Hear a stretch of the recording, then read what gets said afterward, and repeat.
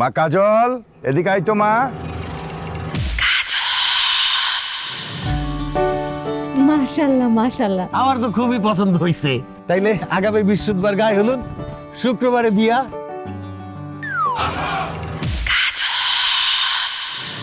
আব্বা আম্মা জোর করে আমার বিয়েটা করাই দিল। আল্লাহ জানে ভাগ্যে কি আছে। আব্বা আম্মা ভাবি তাড়াতাড়ি আসো, তাড়াতাড়ি আসো। কি ব্যাপার, এত রাত্রে এত চিল্লাচিল্লি করতেছিস কেন? আমার বউ গাছে আব্বা। তোর বউ গাছে থাকবো কেন? তোর বউ তো তোর পাশে। কি? তুমি না গাছের উপরে ছিলা? গাছের উপরে উঠলা কিভাবে? আর এত তাড়াতাড়ি নামলাই বা কিভাবে?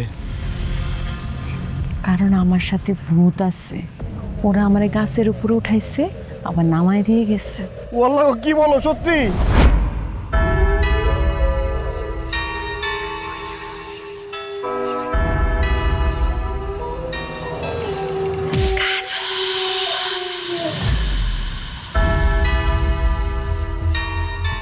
আপনার মেয়ের সাথে যে ভূত আছে আপনি বলেন নাই কেন বিয়ের আগে?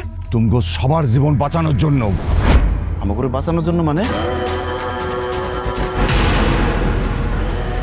বাড়িতে বলবো কেমনে?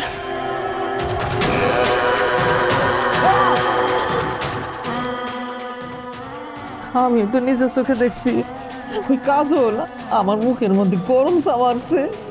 কিন্তু মা, কাজল যখন তোমার মুখে চা মারছে তখন তো কাজল আমার সাথে ছিল। আবার যখন কাজল ভাবিরে পুকুরে নিয়ে চোবাইতেছিল তখন কিন্তু আমি নিজের চোখে দেখছি কাজল বড় ভাইরে রুটি বানায় খাওয়াইতেছিল। কাজল একজন মানুষ হইয়া একই সময়ে দুই জায়গায় কিভাবে থাকবে?